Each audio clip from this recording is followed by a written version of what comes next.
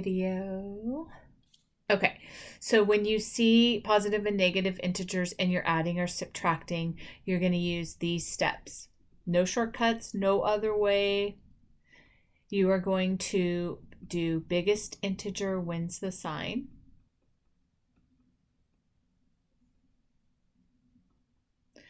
And then you're going to see what comes before it.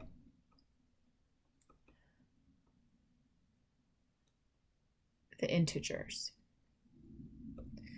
If it is a plus and a plus, you're going to add them together. If it is a plus and a minus or a minus and a plus, you are going to subtract. And if it's a negative and a negative, you are going to add the integers together.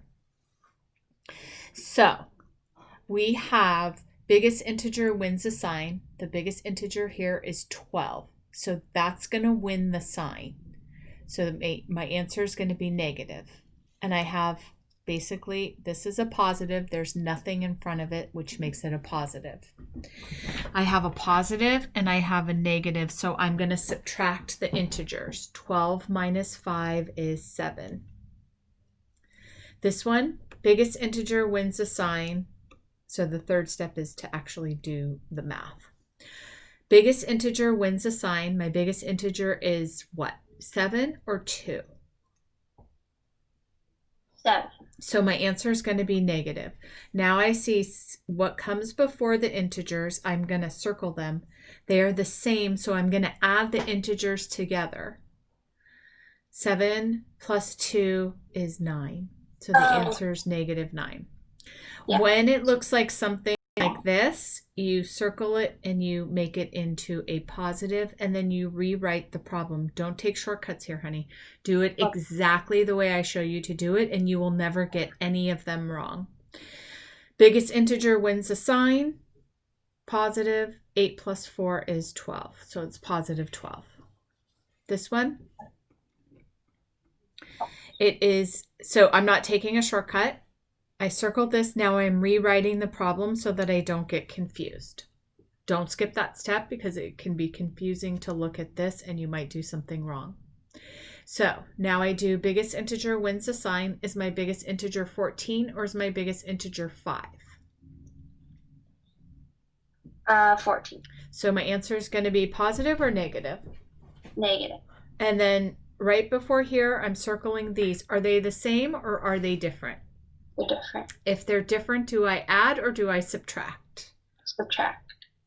14 minus 5 is what? 9. Yep. Do that every single time. Okay. And you'll get it right 100% of the time. Okay. All right. The reason why we need this is because right here, you see how it's this concept, but just in algebra. So this is needed, or else you're going to get this wrong. You're going to get the next thing wrong, which is why this is so important to get down. Do it my way every single time. Practice it, practice it, practice it. Go through the steps. It's step 1, then you go step 2, then you go step 3, and you will get your answers right. Okay. All right. They're subtracting 5, so I add 5, and what I do to one side, I do to the other. That is the basis of all of algebra. That's the beginning step. This cancels each other out. What is left on this side is x. What is left on this side? Now I'm going to do these 3 steps. I'm not going to skip any steps. I'm going to do it exactly the same every single time. Biggest integer wins the sign. Is my biggest integer 5 or 1? 5. So my answer is going to be positive. I circle these 2. Are they the same or are they different? Different. So I subtract. 5 minus 1 is 4. 4. That's Positive how you 4. do it every single time in your life from now on until forever. If you do that, you will get your answers right. Z plus 3/2 equals 1/2. They're adding 3/2, so we subtract 3/2. Anything I do to one side, I do to the other. Now I do biggest fraction wins the sign. My biggest fraction is negative 3/2, so my answer is going to be negative. Now I say I have a negative and a positive. So do I add or subtract my numerators?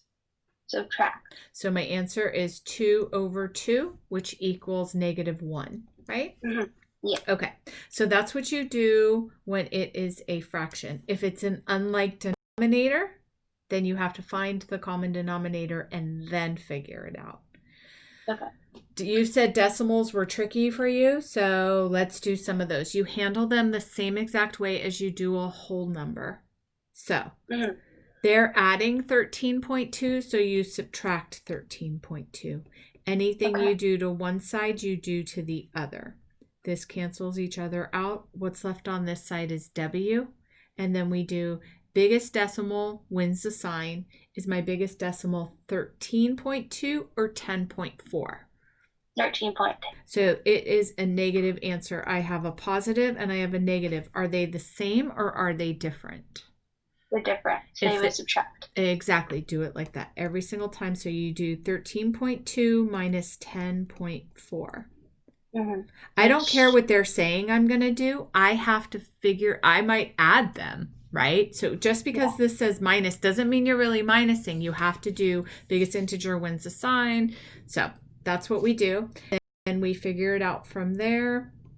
It's 2.8. 2.8. You're right. Yeah, 12.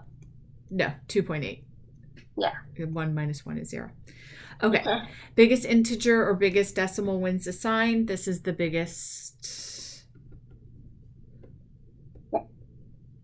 So this is a negative. This is the biggest decimal. So we have a negative and a positive. So what would we do? Subtract. Yep. So we're going to do 1873 minus 5.20. We line up the decimals. 3 minus 0 is 3. 7 minus 2 is 5. 8 minus 5 is 3. 1 minus 0 is 1. Is my answer going to be positive or negative? Biggest decimal. It's going to be negative because 18.73 is big. Exactly. Now we have D minus 3.4. We're still going to remember biggest integer or biggest decimal wins the sign. So they're subtracting 3.4. We add. Anything we do to one side, we do to the other. What's left on this side is D. Biggest integer or biggest decimal wins the sign. This is my biggest. So my answer is going to be negative. I have a negative and a positive, so I'm going to subtract.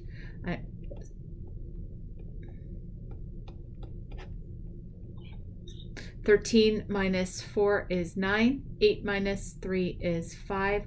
My answer is negative, so it's negative 5.9. Yeah. All right.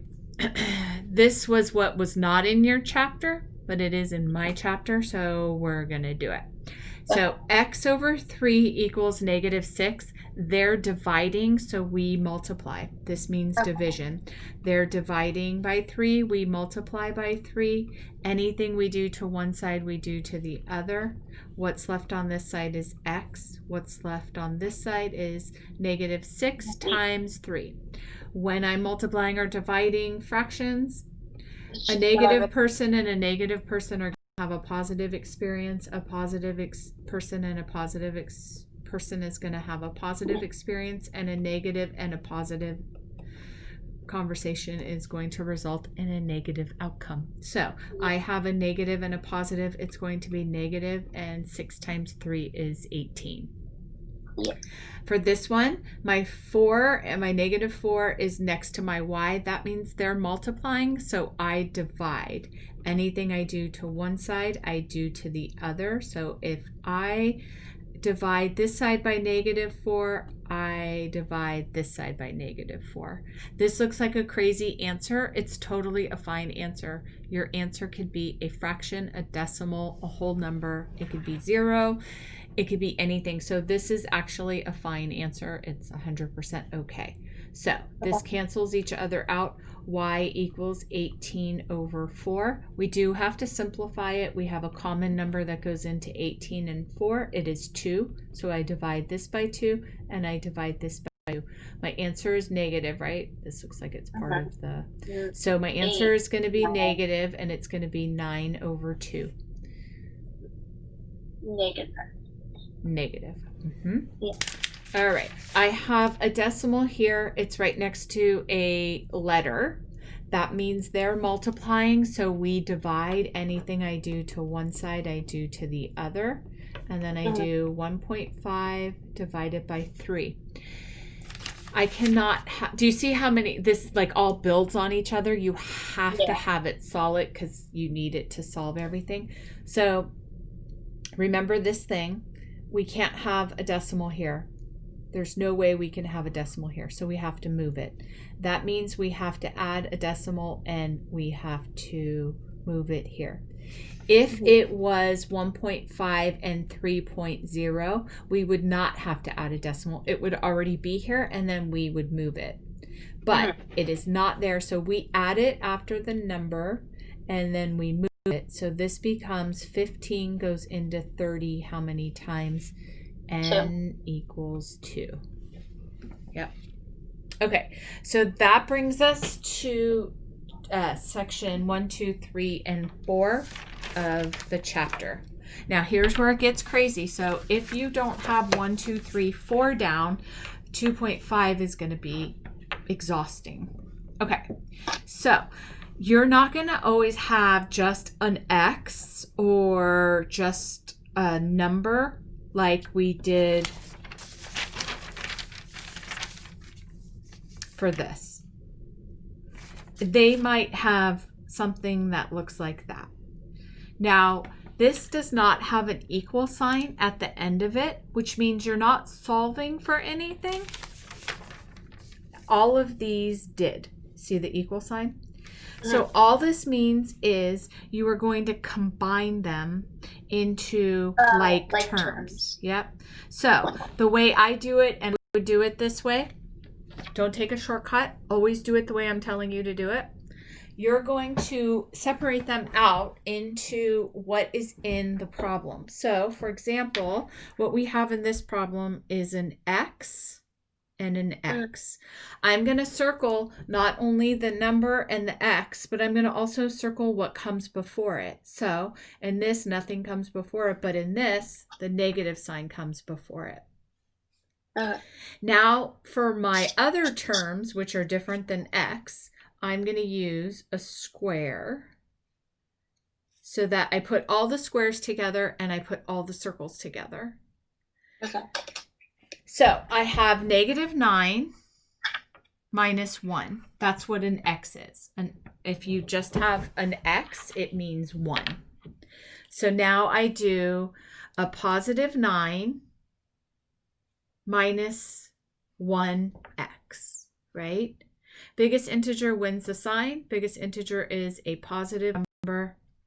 And then I have a positive and a negative, so I subtract. So the x part of it would be a positive x. So now I know that these turn into 8x.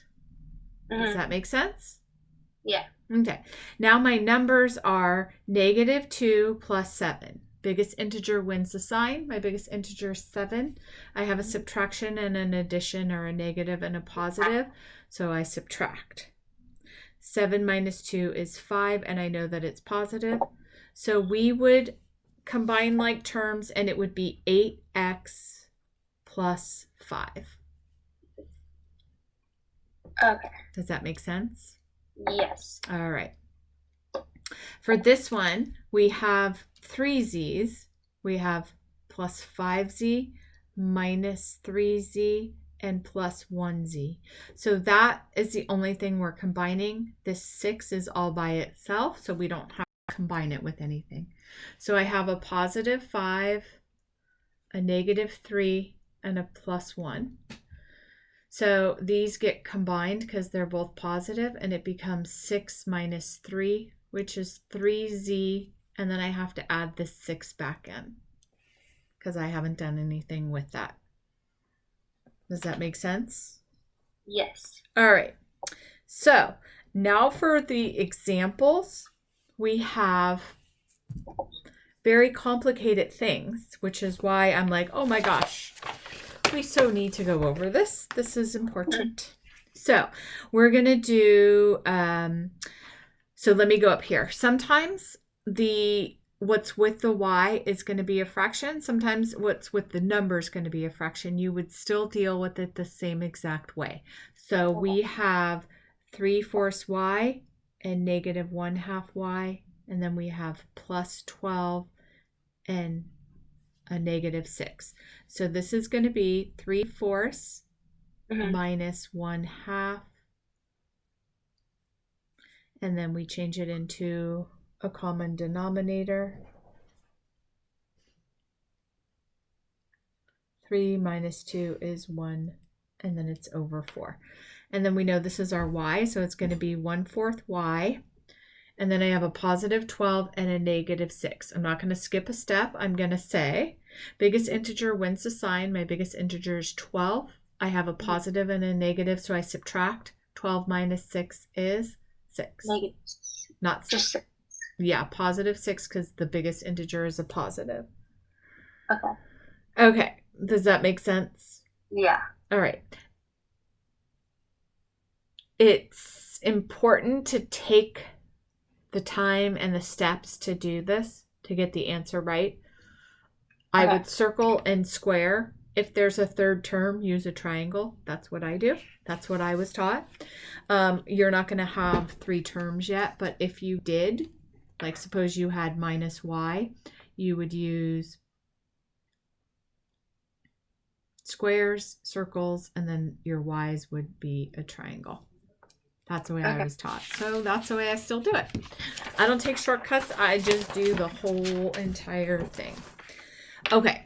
Now when you have something in algebra, when the number is touching the parentheses like this, it means distribute throughout. So this becomes 5n, and this becomes 5 times negative 8. So we're going to write that out. It becomes 5n minus 40, but then we have something here. It says plus 4n. So now we have to actually combine like terms because I have an n here and I have an n here.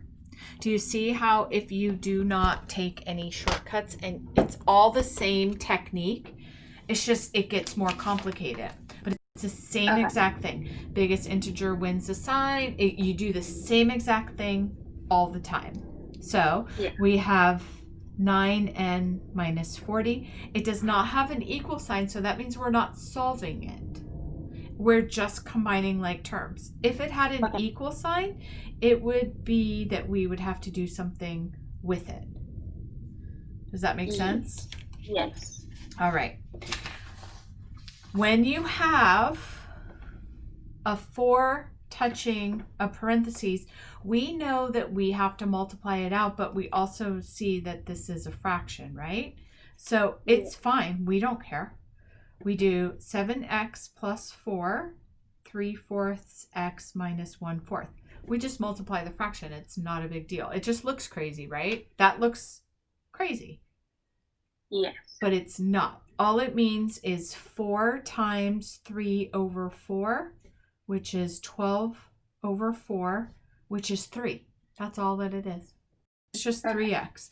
So this turns into 3x. So the answer is 7x plus 3x. And then what is 4 times negative 1/4?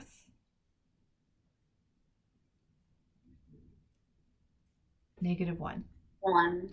Now we have, the next part is I have an x and an x, so I have to combine like terms. 7 plus 3 is 10x minus 1.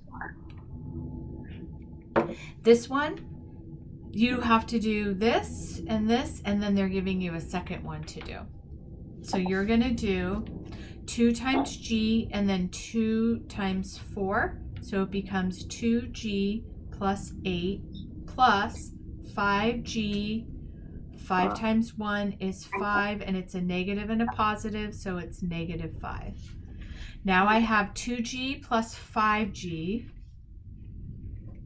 7g. And then plus 8 minus 5. So I go 7g plus 5 minus 5 is plus 3. So I know in the past you'd be like, whew, I got through the chapter, done with that. Go on to the next thing. This, it's just, you have to know how to do this because they're going to expect it. And now you have to do actually harder problems with it. Yeah. Okay. So this was the two-step equation that I think your teacher said you weren't doing as well on. And the reason is because it's tricky. So 2x minus 3 equals negative 5. So the first thing I have to do is get rid of this 3. My goal is to get x here and my numbers here. So we have minus 3. I'm going to subtract. They're subtracting 3, so I add 3. What I do to one side, I do to the other. This cancels each other out. This is a 2x. Biggest integer wins the sign. I have a negative as my biggest integer. I circle these two things. See how I'm not skipping any steps? I'm doing it exactly the same every single time. I have a negative and a positive, so I subtract. My answer is negative 2. I'm not done. My goal is to get the x by itself on this side, and so far I have 2 and an x. So now I say, oh yeah, when I have a 2 and an x together, that means they're multiplying, so I do the opposite. I divide. Anything I do to one side, I do to the other. This cancels each other out. I'm left with x here, and then for this side, I have negative 2 over 2, so it's negative 1. Okay, that makes sense. I wish it stayed that easy, but it doesn't. So the next thing is when they want you to distribute it out, so they give you something that looks like this. You're going to then do 3 times x and then 3 times negative 4. So it becomes 3x minus 12 equals 9. They're subtracting 12. We add 12. What I do to one side, I do to the other. What's left on this side is 3x. Biggest integer wins the sign. My answer is going to be positive. I have a positive and a positive. I add them together. 3x equals positive 21. I'm not done because I have a 3 with my x, and that cannot happen. You divide. Exactly. They're multiplying, so I divide. Anything I do to one side, I do to the other. Now I have x by itself. 21 divided by 3 is 7.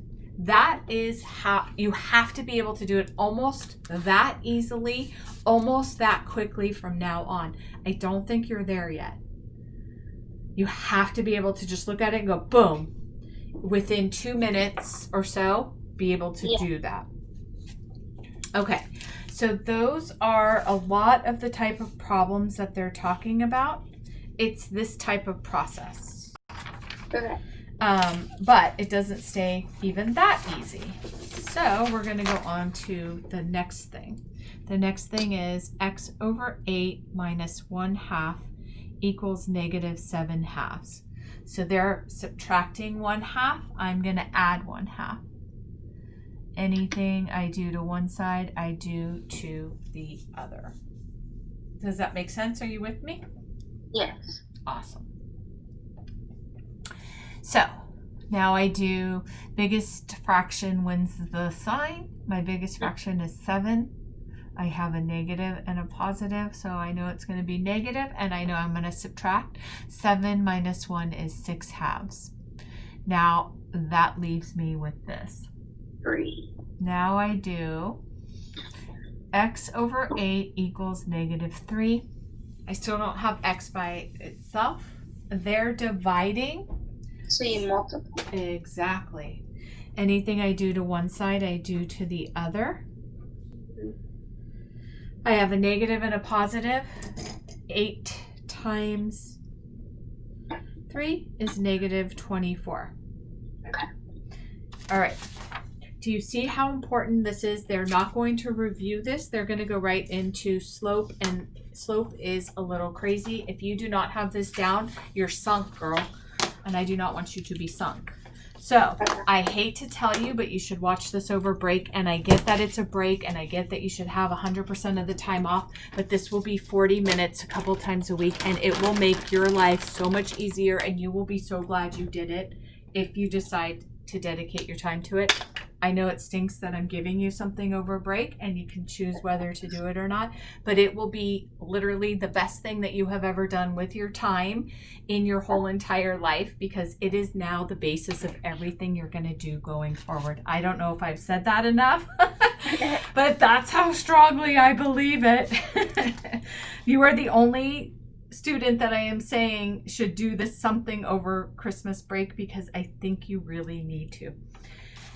You'll not have another chance to make this time up, because they're going to go straight into the next stuff. You know, your school goes kind of rapid fire with stuff, so it's just a really good use of your time. Okay, so 3/5 G minus 1/3 equals negative 10 over 3. So the first thing I have to do, they're subtracting 1/3. I add 1/3. Anything I do to one side, I do to the other. Biggest integer wins the sign, or fraction or decimal. It's negative, so I do a negative sign, and I have a positive and I have a negative, so I subtract. It is 9/3, and my answer is negative. Now this cancels each other out. I'm left with 3/5 G equals negative 9 over 3. I'm going to rewrite that out. All right, you with me there? Yes. Beautiful. When I have a fraction next to a number, that means that they're saying 3/5 times G.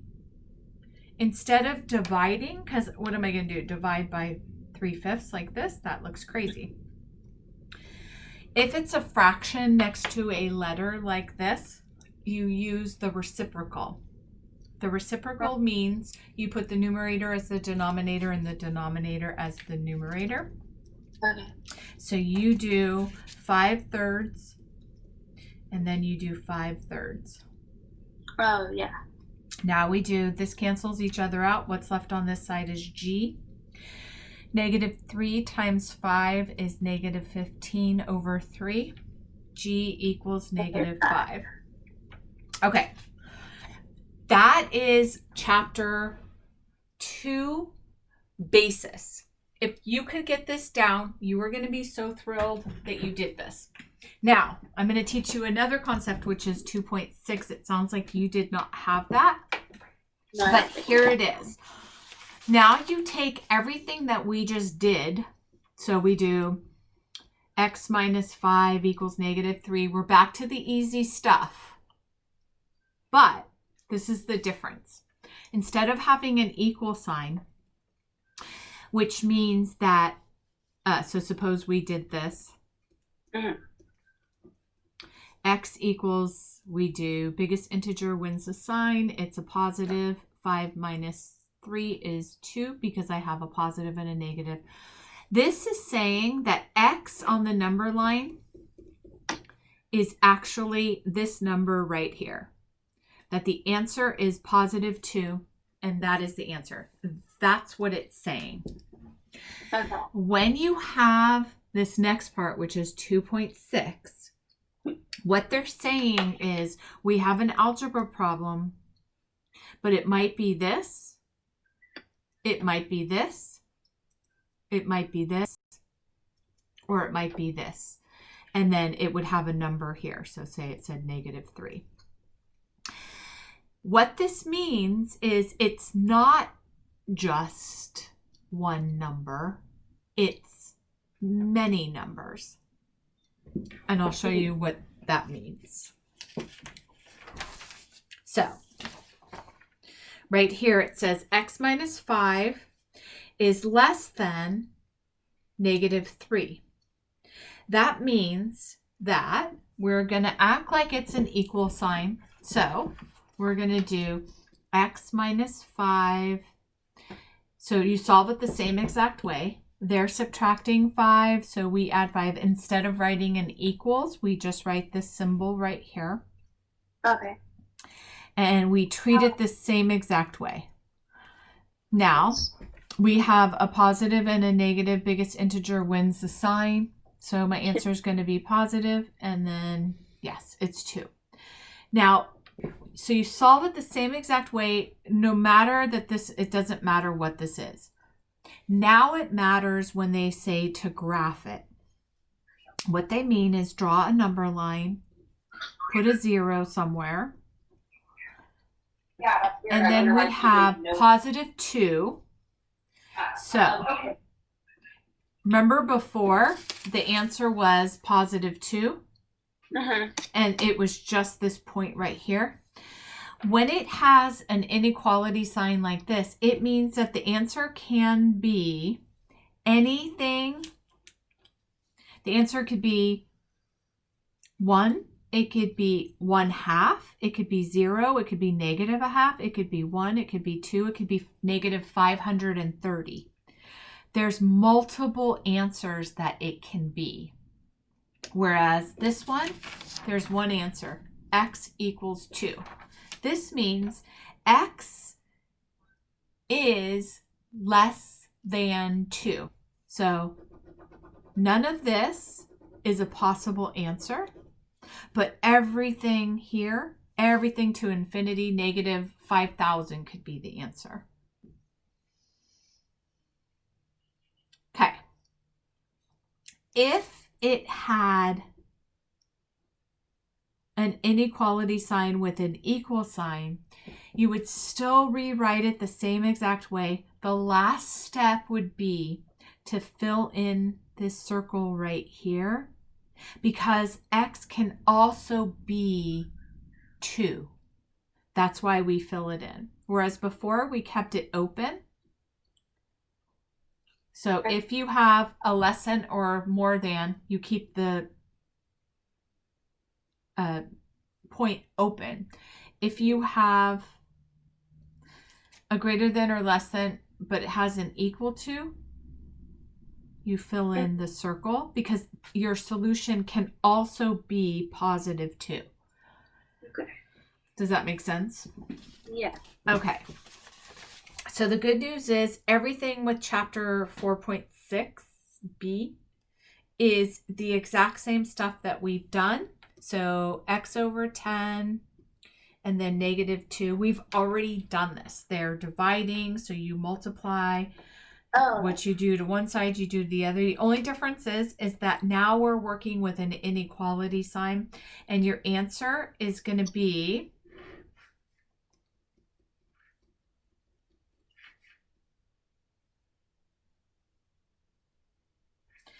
it's going to be less than. So we're going to take the -20. We're going to draw a circle around it. Wherever direction this is pointing, you're going to point your arrow. And then because this is a greater than or less than and an equal, you color in the dot, because the answer could be -20, and it could be -21 and -22, all the way up to -1 billion. It just has to be at least -20 or at most -20, depending on if the sign is going this way or if the sign is going this way. Does that kind of make a little bit of sense to you? Yeah, it makes a little bit. Okay. And then they go through and they do it with division, and then they do 2G20. They're multiplying, so you divide. Anything you do to one side, you do to the other. Same concepts we've done, just it's an inequality sign. Did you work on this yet? I don't think so, no. Okay. No, we haven't put it yet. So maybe they, by some reason, moved this to chapter 3, which would be great. Yeah, because if they did that, then you're going to be ahead in that section. It's good because I want to get you ahead, and I want to teach you slope before they teach you slope. Okay. Slope is very confusing at first, and you're going to need some time with it. I think maybe it's something that'll be easy for you, but I think it's going to be a little tricky.